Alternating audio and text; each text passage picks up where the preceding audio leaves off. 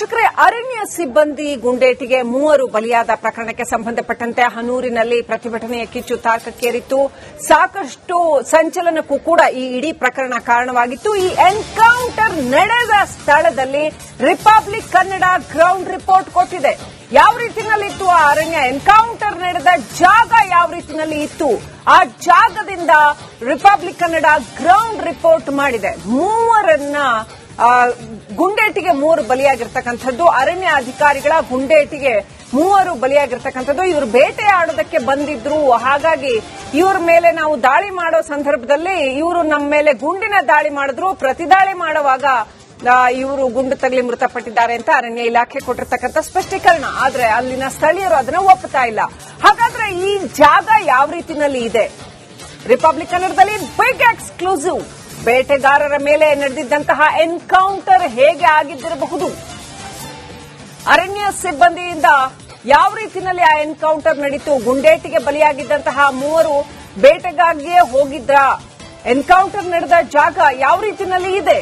ಅಲ್ಲಿಂದ ರಿಪಬ್ಲಿಕ್ ಕನ್ನಡ ಕೊಡ್ತಾ ಇದೆ ಗ್ರೌಂಡ್ ಝೀರೋ ರಿಪೋರ್ಟ್.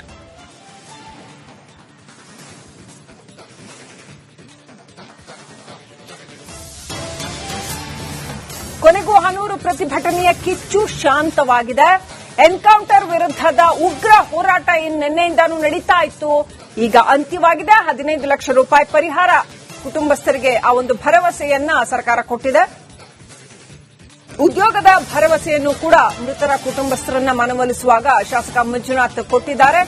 ಉನ್ನತ ತನಿಖೆಗೆ ಒಪ್ಪಿದ ಕಾರಣ ಪ್ರತಿಭಟನೆಯನ್ನ ಕೈಬಿಡ್ತಾ ಇದ್ದೀವಿ ಅಂತ ಕುಟುಂಬಸ್ಥರು ಹೇಳಿದ್ದಾರೆ. ಕೊನೆಗೂ ಹನೂರು ಶಾಸಕರ ನೇತೃತ್ವದಲ್ಲಿ ಸಂಧಾನ ಯಶಸ್ವಿಯಾಗಿದೆ.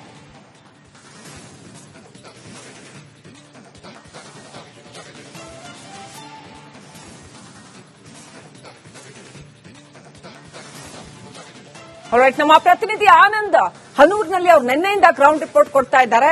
Let's go to him. Anand, ನೀವು ಆ ಎನ್ಕೌಂಟರ್ ನಡೆದ ಜಾಗದಿಂದ ಎಷ್ಟು ದೂರದಲ್ಲಿ ಇದ್ದೀರಾ? ಆನಂದ್, ಆ ಜಾಗವನ್ನ ವಿಸಿಟ್ ಮಾಡಿದ್ರ? ಆ ಜಾಗ ಯಾವ ರೀತಿನಲ್ಲಿ ಇದೆ? ಅಲ್ಲಿನ ಸ್ಥಳೀಯ ಚಿತ್ರಣ ಯಾವ ರೀತಿನಲ್ಲಿ ಇದೆ? ಗ್ರೌಂಡ್ ರಿಪೋರ್ಟ್ ಕೊಡೋದಾದ್ರೆ ಆನಂದ್.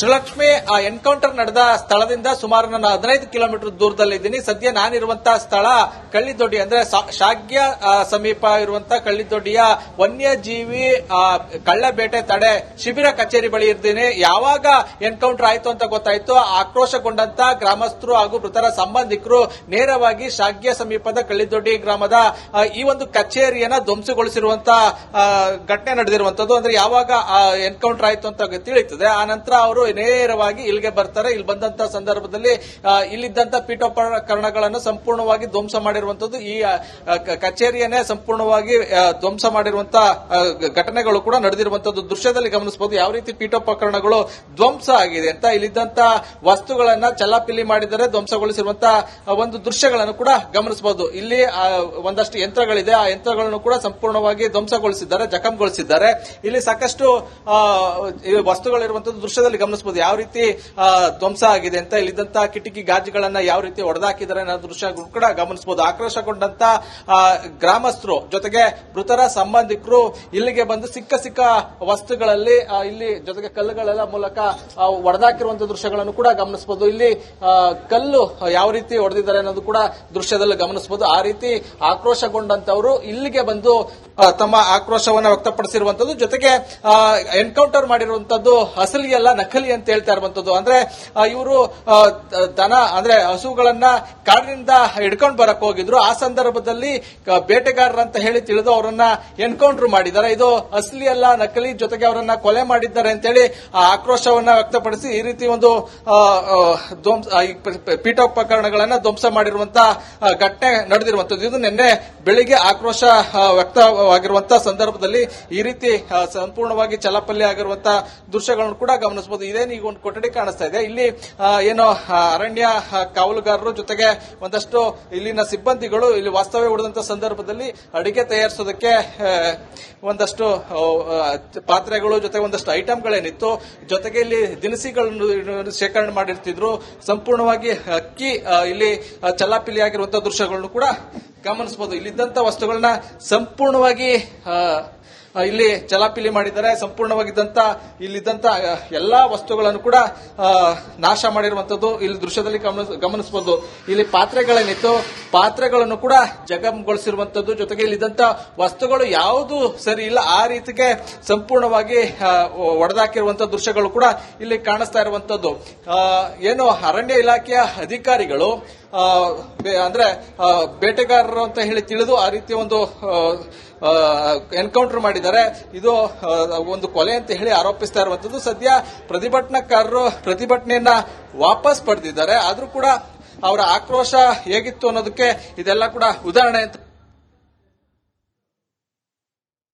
ಏನು ಕೈಗೇನ್ ಸಿಗ್ತದೆ ಅಂತ ವಸ್ತುಗಳನ್ನ ತಂದು ಇಲ್ಲಿದ್ದಂತ ವಸ್ತುಗಳು ಜೊತೆಗೆ ಯಂತ್ರೋಪಕರಣಗಳನ್ನ ಸಂಪೂರ್ಣವಾಗಿ ನಾಶ ಮಾಡಿದ್ದಾರೆ. ಆ ರೀತಿ ತಮ್ಮ ಆಕ್ರೋಶವನ್ನ ವ್ಯಕ್ತಪಡಿಸಿರುವಂತದ್ದು. ಯಾವುದೇ ಒಂದು ಕಿಟಕಿಯಲ್ಲಿ ಗ್ಲಾಸ್ ಇಲ್ಲ, ಆ ರೀತಿ ಆಗಿರುವಂತದ್ದು ಸಂಪೂರ್ಣ ಜಖಂ ಆಗಿರುವಂತಹ ದೃಶ್ಯಗಳನ್ನು ಕೂಡ ಗಮನಿಸಬಹುದು. ಇದೊಂದು ಕಚೇರಿ, ಈ ಕಚೇರಿಯಲ್ಲಿ ಇರುವಂತದ್ದು ಯಾವ ರೀತಿ ಯಾವುದೋ ಪಾಲಿಕೆ ಕಚೇರಿ ರೀತಿ ಇಲ್ಲಿ ನಮ್ಗೆ ನೋಡಿದ್ರೆ ಸಿಗ್ತಾ ಇರುವಂತದ್ದು. ಯಾವುದೇ ವಸ್ತುಗಳು ಇಲ್ಲಿ ಸರಿ ಇಲ್ಲ, ಆ ರೀತಿಗೆ ಅವರು ಆಕ್ರೋಶವನ್ನ ವ್ಯಕ್ತಪಡಿಸಿರುವಂತದ್ದು. ಇಲ್ಲಿದ್ದಂತ ವಸ್ತುಗಳು ವಸ್ತುಗಳು ಯಾವುದು ಕೂಡ ಅಂದ್ರೆ ಎಲ್ಲ ಕೂಡ ಜಖಂ ಆಗಿರುವಂತಹ ದೃಶ್ಯಗಳನ್ನು ಕೂಡ ಗಮನಿಸಬಹುದು. ಈ ಒಂದು ಸ್ಥಳದಿಂದ 15 ಕಿಲೋಮೀಟರ್ ಎನ್ಕೌಂಟರ್ ನಡೆದಿರುವಂತಹ ಸ್ಥಳ ಇಲ್ಲಿ ಅರಣ್ಯ ಅಧಿಕಾರಿಗಳು ಜೊತೆಗೆ ಸಿಬ್ಬಂದಿಗಳು ಇದ್ರು. ಇಲ್ಲಿ ಎನ್ಕೌಂಟರ್ ಆದ ಬಳಿಕ ಇಲ್ಲಿ ಸಿಬ್ಬಂದಿಗಳಿದ್ದಾರೆ ಅಂತ ತಿಳಿದು ಇಲ್ಲಿಗೆ ಬಂದಂತ ಗ್ರಾಮಸ್ಥರು ಹಾಗೂ ಜೊತೆಗೆ ಮೃತರ ಸಂಬಂಧಿಕರು ಈ ರೀತಿ ಒಂದು ಇಲ್ಲಿ ಏನು ಕಚೇರಿ ಇದೆ, ಕಚೇರಿಯನ್ನು ಧ್ವಂಸಗೊಳಿಸಿದ್ದಾರೆ. Shrilakshmi. Right, thank you Anand ಡೀಟೇಲ್ಸ್ಗಾಗಿ.